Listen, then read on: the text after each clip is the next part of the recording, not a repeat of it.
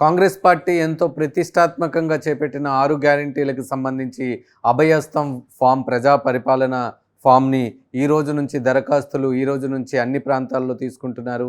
సిటీలో కూడా అన్ని వార్డులో తీసుకుంటున్న పరిస్థితి స్పష్టంగా కనిపిస్తుంది. ఈ రోజు నుంచి జనవరి 6వ తారీఖు వరకు కూడా ఈ దరఖాస్తులు తీసుకునే ప్రక్రియ కొనసాగుతుంది. అయితే ఈ దరఖాస్తులను ఎలా ఫిల్ చేయాలి, ఈ దరఖాస్తులను ఎక్కడ తీసుకోవాలనే అంశాలకు సంబంధించి న్యూస్ 18 మీకు క్లారిటీ ఇచ్చే ప్రయత్నం చేస్తుంది. ఈ దరఖాస్తులన్నీ కూడా మీ వార్డు సెంటర్స్ ఎక్కడైతే ఉన్నాయో జిహెచ్ఎంసి సర్కిల్లో ఉన్న వార్డు సెంటర్స్లో మీరు ఈ దరఖాస్తుల్ని పొందొచ్చు. దరఖాస్తులను పొందిన తర్వాత ఆ దరఖాస్తులన్నీ ఫిల్ చేసిన తర్వాత అక్కడున్న అధికారులకు మీరు ఇచ్చినట్లయితే ఈ పథకాలకు సంబంధించిన అర్హులుగా మీరు ఉంటారు.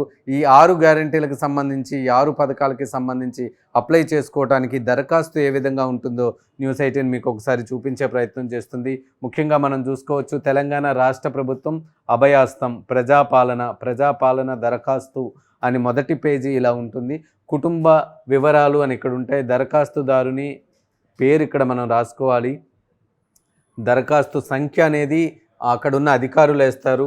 మిగతాదంతా కూడా దరఖాస్తుదారుని పేరు, దరఖాస్తు సంఖ్య, ఇతర వివరాలు, కుటుంబ వివరాలన్నీ కూడా ఇచ్చిన తర్వాత మనకి ఇక్కడ గృహజ్యోతి పథకం, చేయూత పథకం ఇలా అన్ని పథకాలకి సంబంధించిన వివరాలు వస్తాయి. మనం ముఖ్యంగా చూసుకోవచ్చు ఈ దరఖాస్తు సంఖ్య అని ఇక్కడ ఏదైతే చూపిస్తుందో ఈ దరఖాస్తు సంఖ్య అనేది మాత్రం అక్కడున్న అధికారులు ఫిల్ చేస్తారు. మీరు ఫిల్ చేయాల్సిన అవసరం లేదు. ఇకపోతే దరఖాస్తుదారుని పేరు అనేది ఉంటుంది చూడండి. ఈ దరఖాస్తుదారు పేరు అనే దగ్గర మీ పేరును రాయాల్సి ఉంటుంది.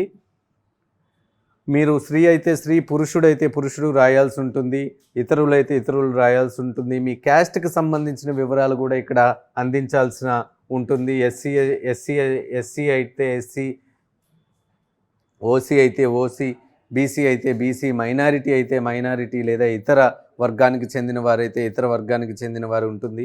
తర్వాత ముఖ్యంగా మీ పుట్టిన తేదీకి సంబంధించిన వివరాలు కూడా ఇక్కడ అందించాల్సి ఉంటుంది. ఒకసారి మనం చూద్దాం. మీ డేట్ ఆఫ్ బర్త్ ఇక్కడ ఇవ్వాల్సి ఉంటుంది. పర్టికులర్గా ఏదైతే ఈ దరఖాస్తు ఉంటుందో ఇక్కడ మీ డేట్ ఆఫ్ బర్త్ అనేది ఇవ్వాల్సి ఉంటుంది.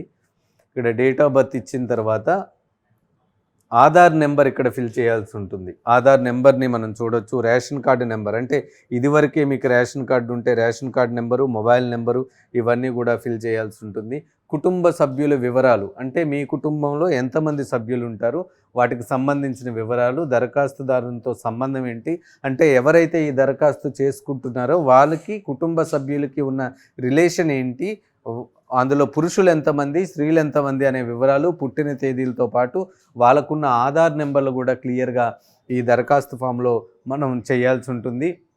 ఇకపోతే మనం అడ్రస్కి సంబంధించిన ఒక కాలం కూడా ఉంటుంది. ప్రస్తుతం మీరు ఏ ఇంట్లో ఉంటున్నారో ఆ ఇంటికి సంబంధించిన అడ్రస్ మనం ఇక్కడ ఇచ్చుకోవాలి. మున్సిపాలిటీ, వార్డ్ నెంబరు, మండలం, జిల్లా వీటికి సంబంధించిన డీటెయిల్స్ అన్నీ కూడా ఇక్కడ ఇచ్చుకోవాలి. 6 గ్యారంటీల పథకాలు లబ్ధి పొందడానికి వివరాలు, కావాల్సిన పథకాల లబ్ధి కొరకు టిక్ చేయండి అని ఇక్కడ క్లియర్గా ఒక ఫామ్ అనేది ఉంది.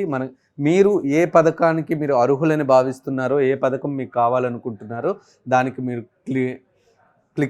టిక్ చేయొచ్చు. ఒక్కసారి మనం చూసుకోవచ్చు, మీరు ఏ పథకానికి అర్హులుగా భావిస్తున్నారో ఆ పథకం మీద మీరు టిక్ చేయొచ్చు.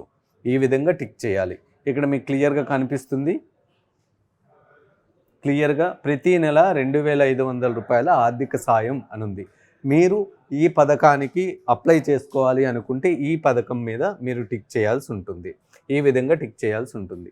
మరొకటి 500కి గ్యాస్ సిలిండర్ ఇంకొక పథకం ఉంది. ఈ పథకానికి మీరు కావాలి అనుకుంటే ఈ పథకానికి టిక్ చేసిన తర్వాత గ్యాస్ కనెక్షన్ నెంబర్ అంటే ఇదివరకే మీకు ఒక గ్యాస్ కనెక్షన్ ఉంటుంది కాబట్టి ఆ గ్యాస్ కనెక్షన్ నెంబరు, సరఫరా చేస్తున్న కంపెనీ పేరు, ఎవరైతే ఇండియన్ గ్యాస్ చేస్తుందా, హెచ్పి గ్యాస్ చేస్తుందా, ఏ గ్యాస్ మీకు సరఫరా చేస్తుంది అనే దానికి సంబంధించిన వివరాలు ఇవ్వాల్సి ఉంటుంది. ఒకసారి మనం చూసుకుందాం, బ్యాక్ ఒక్కసారి వెళ్దాం. సరఫరా చేస్తున్న కంపెనీ పేరుతో పాటు ఇక్కడ సంవత్సరానికి మీరు ప్రస్తుతానికి ఎన్ని గ్యాస్ సిలిండర్లు వినియోగిస్తున్నారు అనే వివరాలు కూడా ఇక్కడ మెన్షన్ చేయాల్సి ఉంటుంది. క్లియర్గా అక్కడ మెన్షన్ చేయాల్సి ఉంటుంది. కాకపోతే రైతు భరోసా పథకం దగ్గరకు వద్దాం.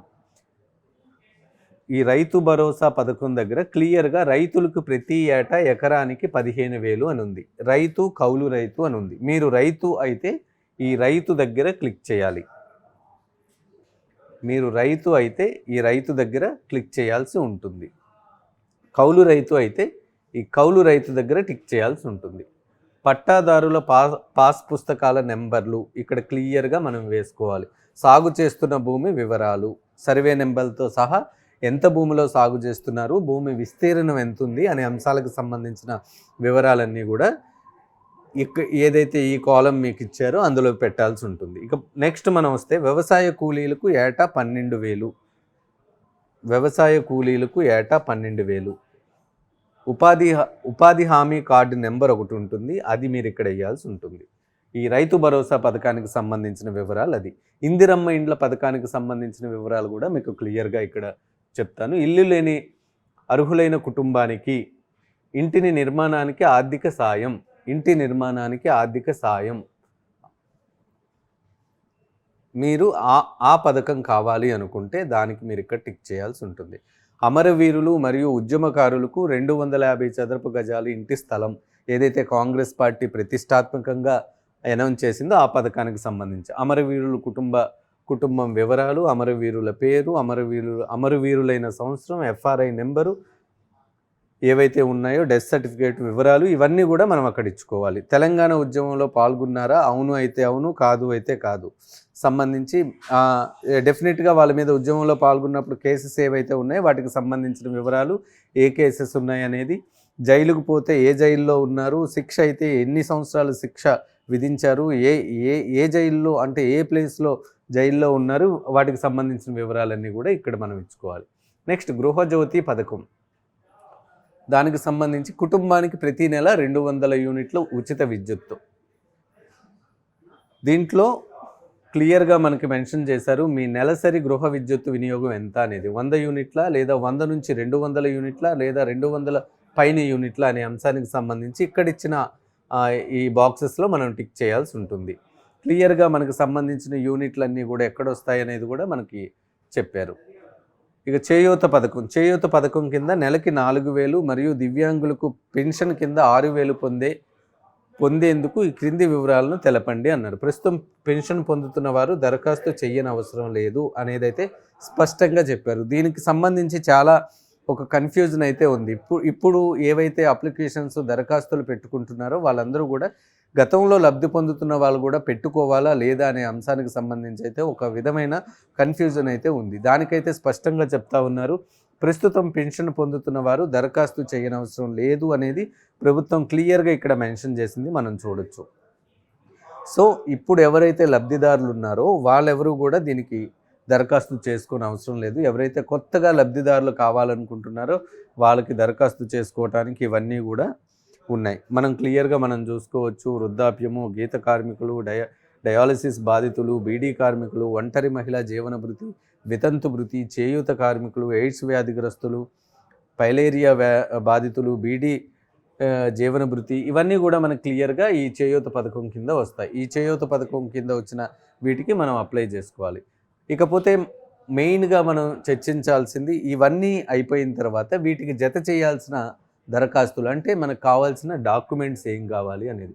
ఆధార్ కార్డు జిరాక్స్, తెల్ల రేషన్ కార్డు జిరాక్స్, ఈ 2 జిరాక్స్లు మనం సబ్మిట్ చేసి ఈ పథకాలకి మనం అర్హులుగా ఉండొచ్చు. ఇక్కడ సంతకం చేసి మన పేరు రాసి ఏ తేదీ రోజు మనం దరఖాస్తు చేసుకున్నాం అనేది అన్ని వివరాలు మనం అక్కడ సబ్మిట్ చేసిన తర్వాత వీటికి సంబంధించి వస్తుంది. అంతా అయిపోయిన తర్వాత మనం అన్ని పథకాలకి సంబంధించి అప్లై చేసిన తర్వాత ప్రజాపాలన దరఖాస్తు రసీదు అని ఉంటుంది. అంటే ఏ వార్డు కోడ్, దరఖాస్తు సంఖ్య ఇవన్నీ అధికారులు ఇచ్చుకుంటారు. ఎవరైతే చేశారో వాళ్ళందరికీ కూడా ఇచ్చుకుంటారు. ఏ పథకాలకి అప్లై చేసుకున్నారు అనేది ఇక్కడ క్లియర్గా ఉంది. మహాలక్ష్మి పథకం, రైతు భరోసా పథకం, ఇందిరమ్మ ఇండ్లు పథకం, గృహజ్యోతి పథకం, చేయూత పథకం, ఇవన్నీ కూడా క్లియర్గా ఉన్నాయి. మనం ఏ పథకానికి అప్లై చేసుకున్నామో అక్కడ క్లియర్గా అధికారులు టిక్ మార్క్ చేసి మనకి క్లియర్గా అధికారి ఎవరైతే స్థానికంగా మీ దరఖాస్తులు తీసుకున్నారో అధికారి సంతకం చేసి తన పేరు రాసి తన హోదా రాసి తన సంతకం చేసి మీకు ఒక రిసీట్ అయితే ఇస్తారు.